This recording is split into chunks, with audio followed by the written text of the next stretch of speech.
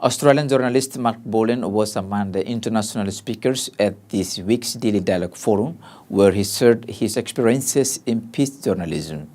Mr. Bolan worked as a foreign correspondent in Indonesia and East Timor and spoke with RTTL World News about what it means to return to inspire the next generation of Timorese journalists.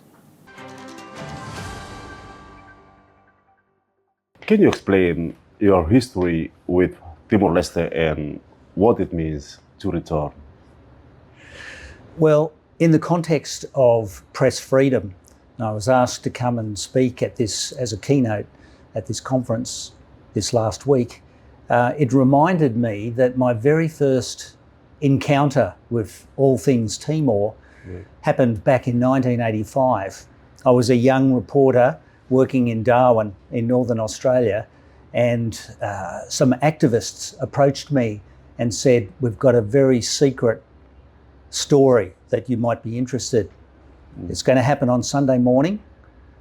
We are going to come, we are going to blindfold you, and we are going to take you in a Land Cruiser out of town for a secret event."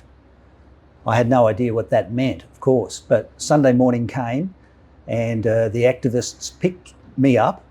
I was a radio reporter for the ABC, and we were blindfolded, me and several other journalists, and taken 60 kilometres into the bushland in Northern Australia, where we discovered that we were in the presence of several Timorese activists, including Alfredo Ferreira and many others who were young men at that time.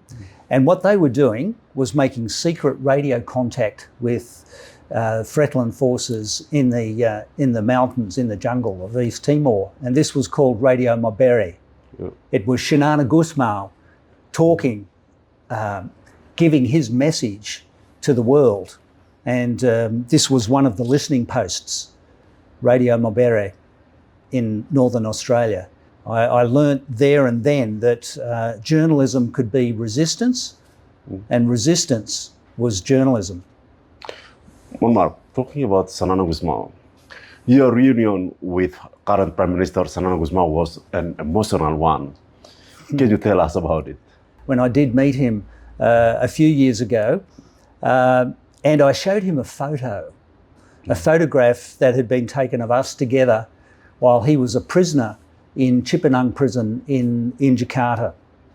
And on that occasion, it was in the late 90s, and I was still an ABC reporter, and I was allowed into Cipinang prison, where he was being held under house arrest, to do an interview, a current affairs interview for Australian television. So we spoke for an hour, and he was so pleased to see me at that time. And years later, when I saw him here in Delhi, he said to me, you know, that was an amazing time that we met, because I really thought that the rest of the world had forgotten about Timor, had forgotten about the struggle that we were embarked in, forgotten about the cause of freedom and independence for Timor.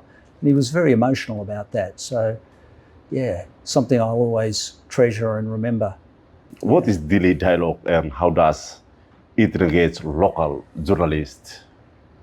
So whether it's in resistance struggle time, wartime, or whether it's in peacetime, and in Timor's case, since independence, I mean, a very important part of the Timorese constitution is freedom of speech. And so freedom of speech for journalists means being able to tell the stories of ordinary people, of every people in the community, and let their voice be heard, giving voice to the voiceless, in other words. Mark, talk about the press freedom. Timor-Leste jumped from 39th to 30th in this year's World Press Freedom Index. How important is freedom of press to developing countries like Timor-Leste? So jumping 9 places from 39th to 30th is an indicator. It's an encouragement for journalists in this country, but it shouldn't be taken for granted either. I mean, it is just a poll that's put together. What's probably more important is that journalists in this country feel safe and able to report fearlessly, courageously and truthfully every time they step from the newsroom to go and do an interview with somebody, knowing that there won't be forces of power or economic pressure on them to report in a certain way, that they'll be able to tell the truth to the audience, people out there, everybody who really have a right in a democracy to know what's going on. How can Timor-Leste's government and media organizations encourage freedom of press? Well, I think they have to keep the pressure on politicians to make sure that they don't make changes that will, for instance, curb the ability of journalists to tell stories truthfully. Now, there's section 285 of the penal code in Timor-Leste, which talks about defamation. Now, if that defamation law becomes part of the criminal code, instead of being dealt with by the civic courts, it's going to really force journalists to think twice about writing a story. In other words, they are going to shy away from having that freedom of the press to be able to say what they know, to reveal facts, to be able to talk about power and money and influence and the people who are pulling the strings in society. It will limit their power to be able to do that. It's very, very important for press freedom, and that means for all of our audiences to be able to know what's going on. It's important for journalists to hold the line and stop that influence. Mark, thank you very much. Thank you, Jay.